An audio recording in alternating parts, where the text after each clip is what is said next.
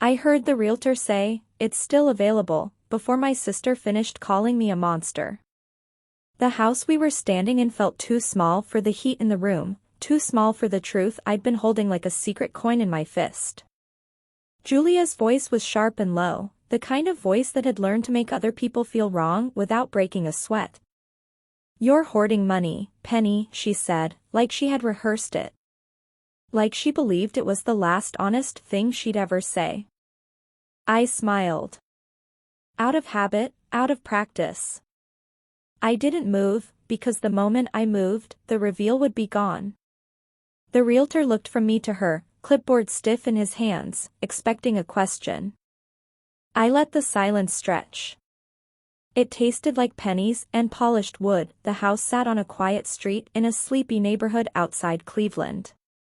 2 stories, a white porch swing that still creaked in the morning breeze, hydrangeas in the yard that Julia had said once she'd paint every post for. She'd always described it with a sigh, like an ache. If only I could get a house like that. She said it whenever the rent was late or when her kids needed new shoes. I'd listened. I had offered the same empty consolation everyone else did, one day. But the thing about me is I don't do one day. I do spreadsheets and bank statements. I do plans written in tiny, steady ink. People called it cold. My mother called it sensible. Julia called it hoarding. The realtor's soft cleared throat broke the room's stillness. "Would you like to go inside?" he asked, and I watched Julia bite her lip like a child keeping a secret. I grew up with a cheap clock and thrift store scarves. My father left when I was 13, and my mother worked 2 jobs until she wore holes in the soles of her shoes.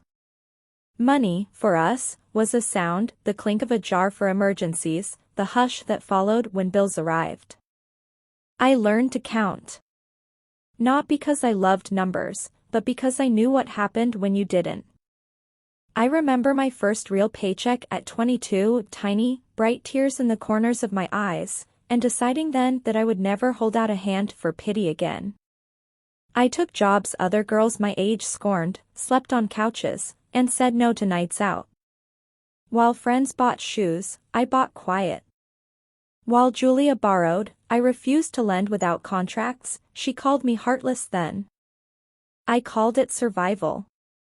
It was a text at 2 in the morning that started the latest fight.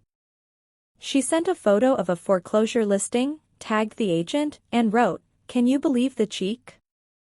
We've been dreaming about this place forever." Under the picture, she wrote to me, "If you're really doing so well, Penny, send something." The text was casual cruelty, small coins thrown in a well to make the water ripple. I drafted a polite reply and deleted it. I could have exposed that she'd spent the last 2 months borrowing my gas money and never returning it. I could have told her how she'd used my credit card for a weekend trip last year. But I didn't. I saved the text instead. The truth is, I saved a lot of things. Receipts, deeds, quiet notes. Evidence doesn't feel like love. It feels like insurance. At our mother's anniversary dinner, Julia stood and made a speech about hard work and sacrifice, then looked straight at me and called me the family miser. Glasses clinked. My hands tightened around my fork until the metal bit the flesh and reminded me I was alive. I used to show up to these dinners hoping the swimming warmth of family would wash over things. Instead, it felt like frost forming in the center of my chest. Later, when people asked if I was upset, I said I was tired. When my mother hugged me, she muttered, "She's only worried about herself." People take sides the way they take their seats at a wedding, without thinking, without asking the injured party anything. That night, I decided to stop explaining. I decided to stop asking permission for my life. 2 weeks later, Julia tried to forge my mother into believing I'd been funneling family money into a private account and keeping it secret. She told my mother I'd been hiding cash for years, so when they needed help, she could pretend she was broke. My mother called me, voice shaking. "Are you hiding money?" she asked, and I felt the floor tilt. Betrayal isn't always violent. Sometimes it's a rumor with a face. I cleared my throat and told the truth, that I had savings, that I'd bought a property, that I'd been quiet about it because I knew the headlines it would make in our family. The line went silent as if my mother needed time to rethread what she believed. "If you truly owned something like that," she said finally, "why wouldn't you help Julia?" I could have answered then, but the words felt like splinters. I said, "Because help must build people up, not be used to tear them down." She didn't like that answer. Julia's betrayal had already planted seeds that needed water to bloom. The turning point wasn't one thunderous decision. It was a small one, 3 days after the dinner, in my kitchen at midnight. I stood with a cup of tea and a folder of documents that smelled faintly of printer ink and old candy, deeds, bank statements, a file labeled contingency. The private humiliation of being accused of hoarding was wearing at me like a constant drip. I had been pleading for respect for years. "Please don't talk about me like that. Please don't drag me into your financial drama. Please stop making me the villain." The night I decided to stop pleading, I wrote one sentence and made a copy. I wrote, "No more explanations." I folded the page and placed it on top of the folder. That was the night I began to plan.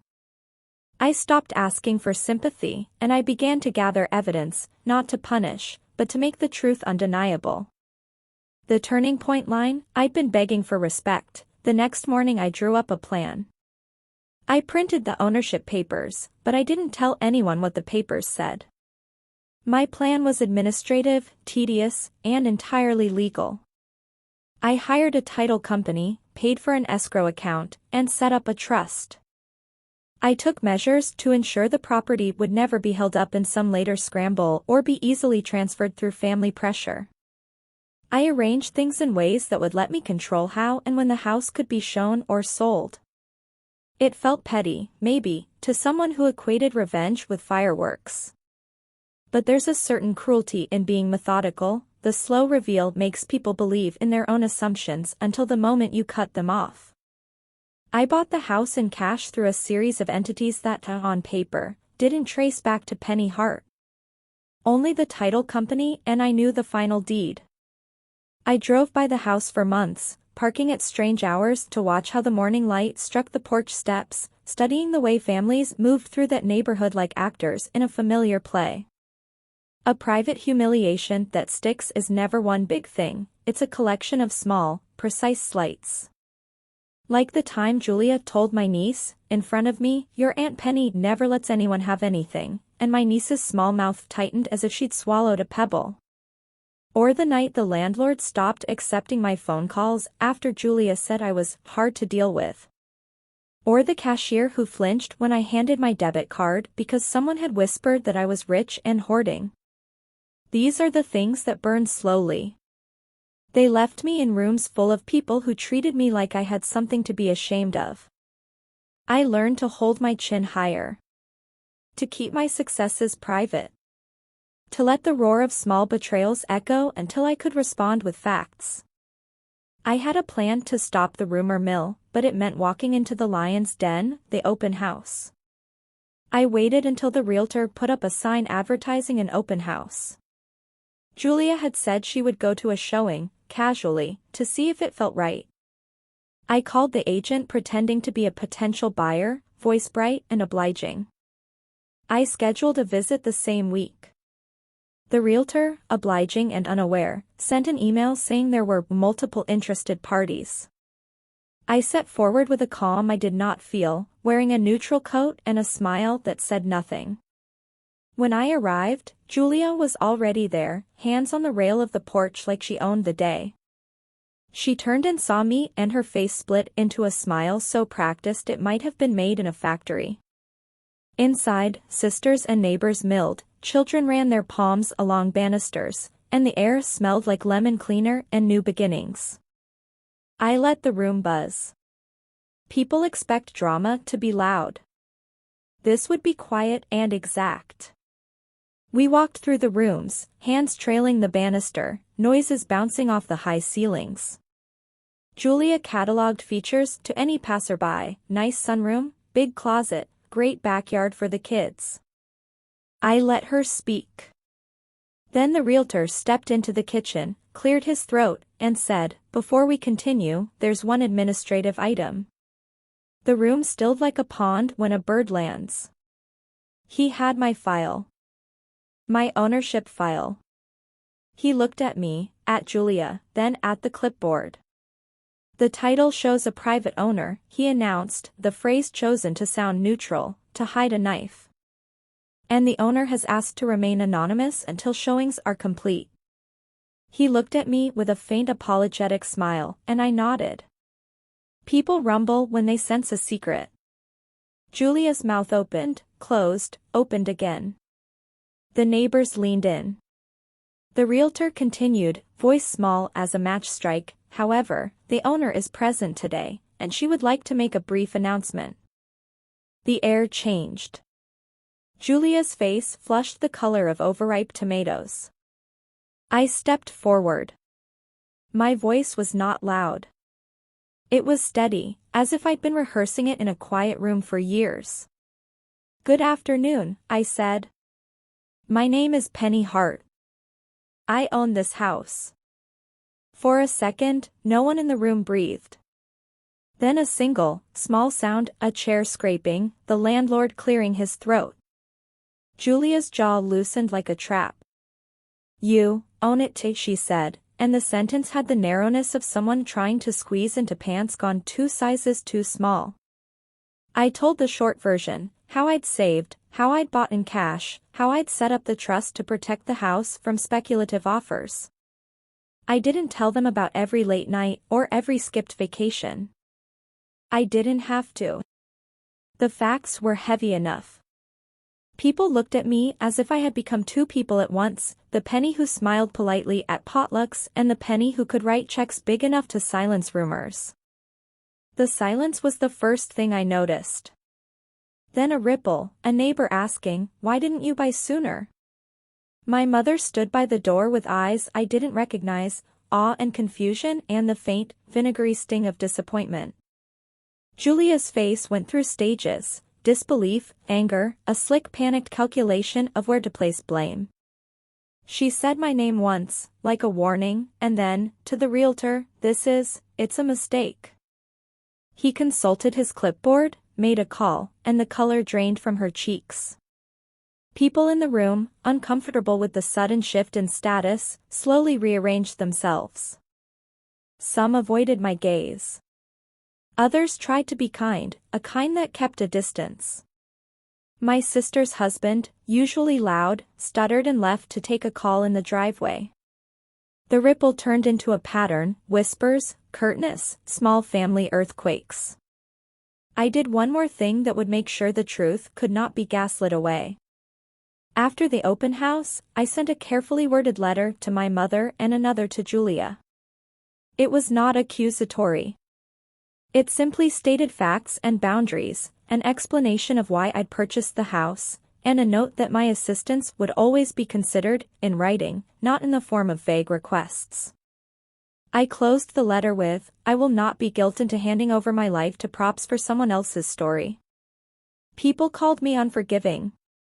People called me cold. Julia called me every name she could think of, and at first it felt like knives. Later, those names dulled. The important thing had happened, the lie had been interrupted. The garden of rumors had been trampled and the roots exposed. "Private humiliation line, your Aunt Penny never lets anyone have anything," my niece had said, and it landed like a stone. I didn't take pleasure in Julia's shock. I took relief. The plan had worked, not to humiliate purely, but to draw a clear line between choices made in kindness and choices made in expectation. In the weeks that followed, there were phone calls that began with "I'm sorry," and others that began with silence.